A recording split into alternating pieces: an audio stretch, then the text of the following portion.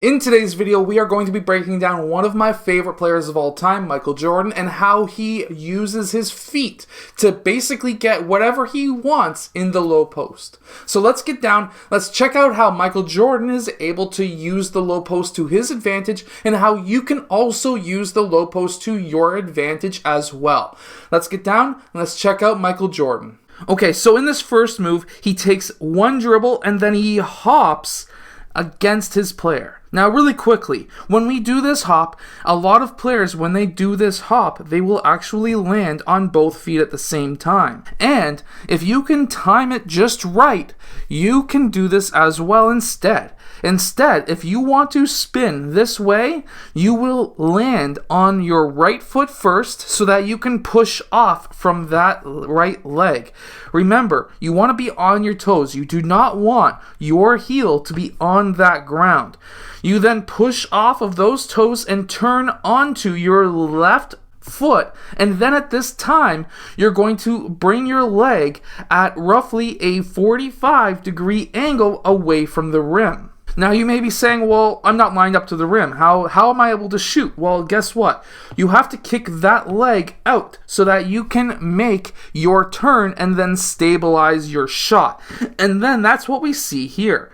We are able to see Michael Jordan finish by kicking that leg out, and that leg needs to line up with that rim. You need to get your whole right side lined up with the rim, and you can make this shot yourself.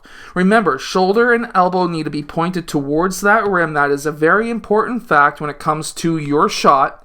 And then you can actually finish with this shot. Now, the reason why this works is because now you can take that dribble, you can hop. It's almost like a slight shoulder fake, like if you were going to turn in towards that direction, turn back, and then go up for a jump shot. Not many players are able to block this, and even myself, as a 6'2" player, I can use this same exact move on multiple 6'6" and 6'7" players as well. Now this next move is another very good move. So he catches that ball off of the pass, he lands on the right foot, takes a dribble, and then does a quick spin. Watch this, it's not a hop this time.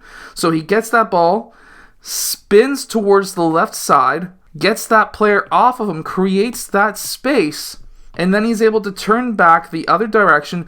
Remember what I said earlier. You have to get this side, your right side of the body in line if you're a right-handed player. And then it's just a quick shot. A very, very easy shot. That's why you see Michael Jordan's leg kick out, Kobe Bryant's leg kick out, all of these players, they're kicking their leg out to get that right side of their body in line with the basketball net, which allows them to make that shot. Now, this is a quick counter to the last move that I just showed you. So again, he does that quick shoulder fake, ball fake, whatever you want to call it, foot fake, and then he turns. Now, instead of going up for that shot, if you see that this player did not create that much space from you, instead, what you can do is turn back, pivot that, in this case, left foot out, and then that should get that main defender up into the air, and then you can step through. Make sure that you create that space. You gotta really jump forward. Don't jump up. You need to jump forward in this move. And then finish with your left hand. The reason why the left hand is important is if this player continues on your right side, he can block your right hand. Left hand is farthest away from this defender, so you can actually make that shot. And of course, Michael Jordan does make this shot. Now this is counter number 2 on the same move. Again, same idea where he does that quick spin. And this time he does that shot fake. However, this time it's a shot fake and gets that player up into the air.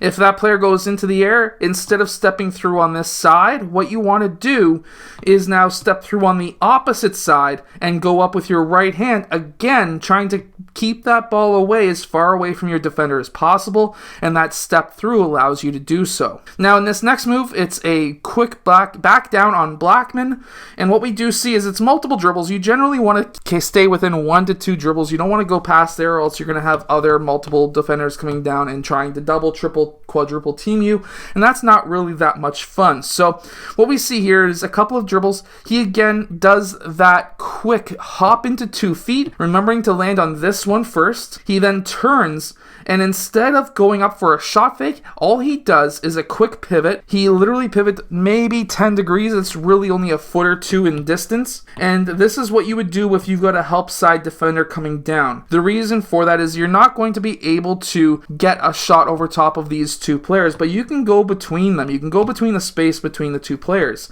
Make sure in this case you bring that ball down low, you sweep it down. That's going to get that hand on the arm. Back in this time, there was no such thing as a little small foul like that. That would be a no call back then. Today, that would be an and one. And of course, you can do moves like this, and it's perfectly legal again in today's day and age. And this is why I personally think that Michael Jordan would actually probably score more points in today's game because of all of these small fouls that he was able to finish back then. He'd be able to finish in today's game as well. Now, this is another one where instead of it being a back to the basket move, he's actually quite a bit attacking this player. Now, I cut this one early, but basically he had his back to the player here. He's turned and attacked towards the middle of the basket, or the middle of the key. Now, when he dribbles that ball, he plants his right foot here, and then he spins off. Now, instead of spinning back and going into 2 defenders, he continues that spin, and then he's able to go up instead of a baby hook, which might have been quicker for him. He liked going into his shot.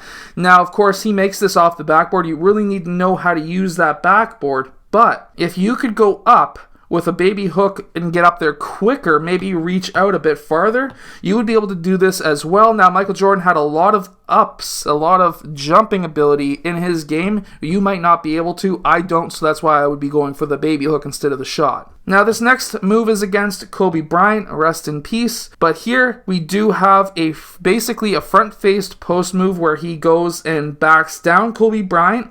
Again, swiping through. Check that out. Swiping through, getting that elbow up. This is very important. Using your elbows to defend yourself and going up with that shot is very useful as well. Just make sure to not forcefully make contact with your elbow, because if you forcefully make contact with your elbow, what's going to happen is they will call a foul on you. But if you're using it to protect the ball, it is totally legal. I hope that this video has helped you in the low post, no matter what position that you play. If it has, hit that like button and subscribe, and I'll see you guys again next time.